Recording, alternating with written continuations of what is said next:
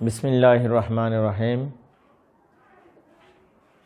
আমি Mohammad Mofazzal Hossain, Mohammadpur ideal degree college, Parbatipur, Dinajpur, Bangla বিষয়ের সহকারী অধ্যাপক। অনলাইন ক্লাসে আমার প্রিয় ছাত্রছাত্রীবৃন্দ, তোমাদের শুভেচ্ছা স্বাগতম জানাই। আশা করছি বাড়িতে অবস্থানের পরেও পড়ালেখার সঙ্গে সম্পৃক্ত আছো।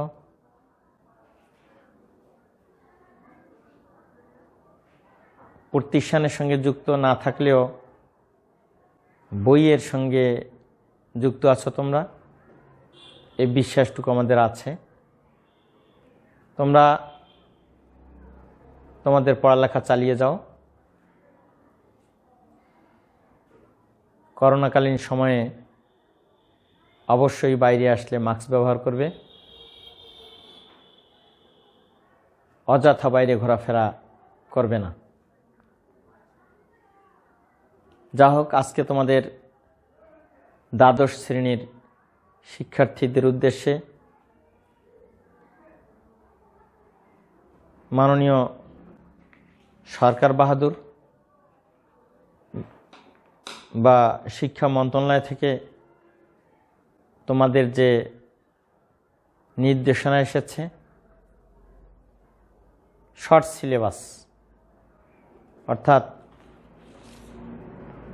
কোভিড-19 পরিস্থিতিতে 2021 সালের এইচএসসি পরীক্ষার পুনর্বিন্যাসকৃত পাঠ্যসূচি, এই পাঠ্যসূচিতে বাংলায় যে সিলেবাস প্রদান করা হয়েছে তা তোমরা অবশ্যই দেখেছ। কলেজ অফিসের সাথে বা শিক্ষকদের সাথে তোমরা ফোনে বা বিশেষ মাধ্যমে যোগাযোগ রাখতে পারো, এই সিলেবাস সম্পর্কিত বিষয়ে জানতে পারবে এবং তোমাদের পড়ালেখা বিষয়েও তোমরা ফোন কন্ট্যাক্টের মাধ্যমেও যোগাযোগ রাখতে পারো। তো এই পুনর্বিন্যাসকৃত পাঠ্যসূচিতে বাংলায় সেই অস্ত্র কবিতাটি অন্তর্ভুক্ত করা হয়েছে। এখানে কবিতায় দেওয়া হয়েছে 4টি: ঐকতান, সাম্যবাদী, তাহারই পড়ে মনে, সেই অস্ত্র, ফেব্রুয়ারি 1969, 5টি কবিতা।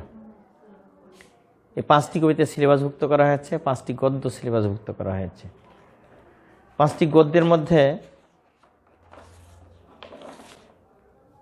অপরিচিতা, আমার পথ, 52 দিনগুলো, রেইনকোট, নেকলেস। তো তোমরা এই কয়েকটি গদ্য ও কবিতা খুব ভালো করে যত্নের সাথে পড়াশোনা করবে। আশা করি তোমরা পরীক্ষাতেও ভালো করবে, ভালো একটা ফলাফল তোমরা সৃষ্টি করতে পারবে।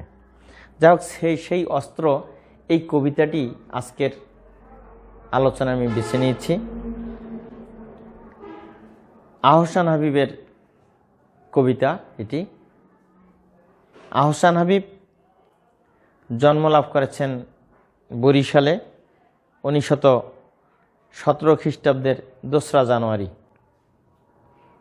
আর মৃত্যুবরণ করেছেন 10ই জুলাই 1985। আহসান হাবিব, তার পিতার নাম হামিদ উদ্দিন হাওলাদার এবং মাতার নাম জমিলা খাতুন। ছোটবেলার থেকেই তিনি কবিতা লেখা শুরু করেন, বিশেষ করে স্কুল জীবন থেকেই। বরিশালের ব্রজমোহন কলেজে ইন্টারমিডিয়েট পড়া অবস্থায় তিনি তার জীবন ও জীবিকার পথ বেছে নিতে বাধ্য হন বলা চলে। বিভিন্ন জায়গায় তিনি পেশায় যুক্ত ছিলেন, পত্রিকা, রেডিও, প্রকাশনা ইত্যাদিতে। শেষ পর্যায়ে তিনি পত্রিকাতে তিনি তার পেশা নিযুক্ত করেন, সাংবাদিকতাকে গ্রহণ করেন। বিশেষ করে সংবাদপত্রের সাহিত্য পাতা তিনি দেখাশোনা করতেন। সাহিত্য সম্পাদক হিসেবে তিনি তার চাকুরিতে নিয়োজিত ছিলেন। তিনি স্পষ্টভাষী, আত্মমগ্ন ও স্পষ্টবাদী, স্বল্পভাষী ব্যক্তি ছিলেন। কবি আহসান হাবীব মানবদরদী শিল্পী হিসেবে তাকে পরিগণিত করা হয়। তার কবিতাতে মানব মুক্তির কথা বারবার ফুটে এসেছে। এই কবিতায়, অর্থাৎ সেই অস্ত্র কবিতায়, কবি মানব সমাজে যে বিভ্রান্তিকর অবস্থা, ধ্বংসলীলা, মানব সমাজের যে অস্থির অবস্থা, গোটা বিশ্বব্যাপী যে একটা হাহাকার চলছে, মানুষ মানুষের প্রতি যে নির্মমতা প্রদর্শন করছে, অর্থাৎ গোটা বিশ্ব যে অস্থির অবস্থা, এই অস্থিরতা থেকে তিনি মুক্তি কামনা করেছেন। মানব সমাজে যে স্বাভাবিক অবস্থা বিরাজ করছে না, এটা অস্বাভাবিক পরিবেশ বিরাজ করছে, এর থেকে তিনি উত্তরণ কামনা করেছেন। এর জন্য একটি অস্ত্রের তিনি প্রত্যাশী। পৃথিবীতে সমস্ত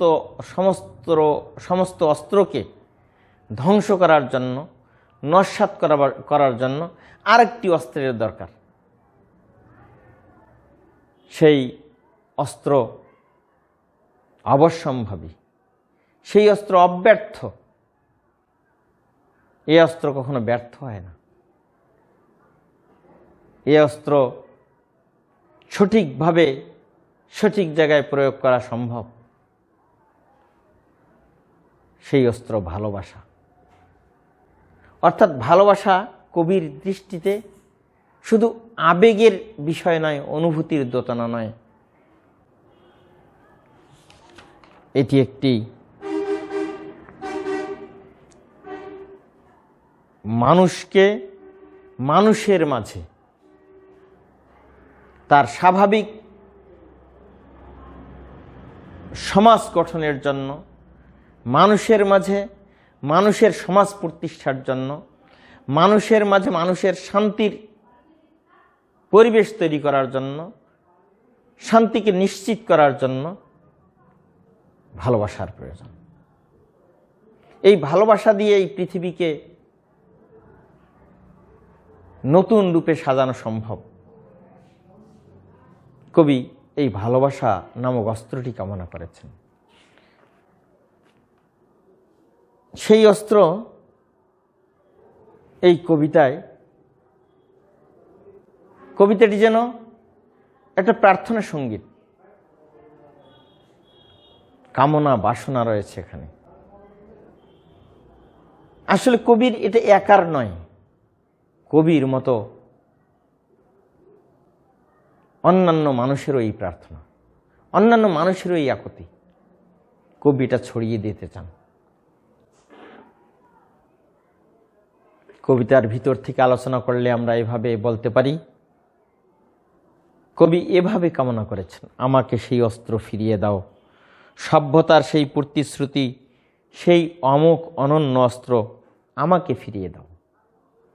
কবি সেই অব্যর্থ অমোঘ অস্ত্রটি কামনা করেছেন। অবশ্যম্ভাবী এই অস্ত্রটি কামনা করেছেন। তিনি চেয়েছেন, তার মানে এই অস্ত্রই হয়তো একসময় ছিল, এখন নেই। আমাকে ফিরিয়ে দাও, তার মানে তিনি চেয়েছেন। সেই অস্ত্র আমাকে ফিরিয়ে দাও, যে অস্ত্র উত্তোলিত হলে পৃথিবীর যাবতীয় অস্ত্র হবে আনত, যে অস্ত্র উত্তোলিত হলে অরণ্য হবে আরও সবুজ, নদী আরও কল্লোলিত, পাখিরা নিড়ে ঘুমাবে। এই অস্ত্র যদি উত্তোলিত হয় তাহলে পৃথিবীর সমস্ত অস্ত্র নত হয়ে যাবে, অন্যান্য অস্ত্রের আর প্রয়োজন হবে না, অন্যান্য অস্ত্র তার কাছে ফুরিয়ে যাবে, হারিয়ে যাবে। এই অস্ত্র তিনি কামনা করেছেন, অর্থাৎ পৃথিবীতে, প্রকৃতিতে সর্বত্র একটা স্বাভাবিক পরিবেশ বজায় থাকবে। নদীর গতিরোধ হচ্ছে না, হবে না। নদীর এই যে পানির বন্টন নিয়ে টানাহাঁচড়া চলছে না, হবে না। আজকে পাখিরা, প্রকৃতির এই যে একটা বিষয়, পাখি, এই পাখিরা আজকে স্বস্তিতে নেই, তারা শান্তিতে ঘুমাতে পারবে, নিড়ে তাদের স্বাভাবিক অবস্থান থাকবে, অর্থাৎ প্রকৃতি তাদের স্বাভাবিক গতিতে চলবে। এই অস্ত্র যদি প্রয়োগ করা হয়, এই অস্ত্র যে পাওয়া সম্ভব হয়, এই অস্ত্র কামনা করেছেন কবি। এই অস্ত্র যদি উত্তোলিত হয় তাহলে ফসলের মাঠে আগুন জ্বলবে না, গৃহস্থালী আর খাঁ খাঁ করবে না। এই অস্ত্র কবি কামনা করেছেন, যে অস্ত্র ব্যাপ্ত হলে নক্ষত্র খচিত আকাশ থেকে আগুন ঝরবে না, মানব বস্তির বুকে মুহূর্তের অগ্নুৎপাত, লক্ষ লক্ষ মানুষকে করবে না পঙ্গু বিকৃত, আমাদের চেতনা জুড়ে তারা করবে না আর্তনাদ। সেই অস্ত্র, যে অস্ত্র উত্তোলিত হলে বারবার বিধ্বস্ত হবে না ট্রয় নগরী। কবি এই কবিতায় এই অমোঘ অস্ত্র কামনা করেছেন, যে অস্ত্র যদি ব্যাপ্ত হয়ে যায়, ছড়িয়ে দেওয়া সম্ভব হয়, নক্ষত্র খচিত আকাশ থেকে আগুন ঝরবে না। আমরা কি দেখছি? নক্ষত্র খচিত আকাশ অগ্নিস্ফুলিঙ্গ হয়ে ওঠে, সেখান থেকে বৃষ্টির মতো বোমাবর্ষণ হয়। হিরোশিমা নাগাসাকিতে কি নির্মমতা পৃথিবী দেখেছে। কেন? তাদের মধ্যে ভালোবাসা ছিল না। এই ভালোবাসার অস্ত্রটি কবি কামনা করেছেন। এই অস্ত্র যদি ব্যাপ্ত হয় তাহলে আর হিরোশিমা আসবে না, আর নাগাসাকি আসবে না, মানুষ আর্তনাদ করবে না, পঙ্গু বিকৃত হবে না। ভালোবাসা নেই। কবি ভালোবাসাকে কামনা করেছেন, ভালোবাসাকে পেতে চেয়েছেন, গোটা পৃথিবীতে ভালোবাসা ছড়িয়ে দিতে চেয়েছেন। এই ভালোবাসা যদি ছড়িয়ে দেওয়া সম্ভব হয় তাহলে আর হিরোশিমা আসবে না, নাগাসাকি আসবে না, মানুষ পঙ্গু বিকৃত আর হবে না। এই অস্ত্র যদি উত্তোলিত হয় তাহলে কি হবে? ট্রয় নগরীতে, প্রাচীন গ্রীসের এই ট্রয় নগরীতে, ট্রয় শহরে বারবার হামলা করা হয়েছে, তা ধূলিসাৎ করে দেওয়া হয়েছে, বড় বড় অট্টালিকাকে মাটির সাথে মিশিয়ে দেওয়া হয়েছে। ভালোবাসা ছিল না বলে। ভালোবাসা অস্ত্র কবি পেতে চান। এই অস্ত্র থাকলে পারমাণবিক বিশ্বে মানুষ পরিত্রাণ পাবে, তারা নির্মমতাকে আর দেখবে না। গোটা বিশ্বব্যাপী নির্মমতা ছড়িয়ে যাবে না, আর নতুন করে ট্রয় নগরীর মতো কোথাও হামলা হবে না। কবি এই অস্ত্র তীব্রভাবে কামনা করেছেন, প্রত্যাশা করেছেন এই অস্ত্রের মধ্য দিয়ে মানুষের হিংসা, ঘৃণা, বিদ্বেষ, অহংকার, জাত্যাভিমানকে নষ্ট করা সম্ভব, ধ্বংস করা সম্ভব। মানুষের ভেতরের এই দেশকে, এই জাত্যাভিমানকে, মানুষের উপর যে আধিপত্য, মানুষের উপর যে চড়াও হওয়ার বাসনা, এই সমস্ত আর থাকবে না। কবি সেই অমোঘ অস্ত্র ভালোবাসা পৃথিবীতে ব্যাপ্ত করো, এই পৃথিবীতে ছড়িয়ে দিতে চেয়েছেন ভালোবাসা নামক অস্ত্রটি। এই ভালোবাসার মধ্য দিয়েই এই পৃথিবী নতুন করে নতুনভাবে সাজবে, শান্তির নীড় রচিত হবে সারা বিশ্বে। আমার প্রিয় ছাত্রছাত্রীবৃন্দ, তোমরা সেই অস্ত্র কবিতাটি ভালো করে পড়বে। এখান থেকে মানুষের মধ্যে দেশপ্রেম সৃষ্টি হবে। এই কবিতার মধ্য দিয়ে আমরা বুঝতে পারি মানুষের মাঝে মানুষের মাঝে ভালোবাসা বোধ তৈরি হবে। মানুষ মানুষকে ভালোবাসতে শিখবে। পৃথিবী ভালোবাসার পৃথিবী তৈরি হবে। তোমাদেরকে দেশপ্রেমে উদ্বুদ্ধ হবার আহ্বান জানাচ্ছি, মানবতাবাদী হবার আহ্বান জানাচ্ছি, মানবতাবাদী হতে তোমাদেরকে আহ্বান জানিয়ে আজকে আমি আমার আলোচনা এখানে শেষ করছি। তোমরা পড়ালেখা চালিয়ে যাও, ভালো থাকো, সুস্থ থাকো। ধন্যবাদ।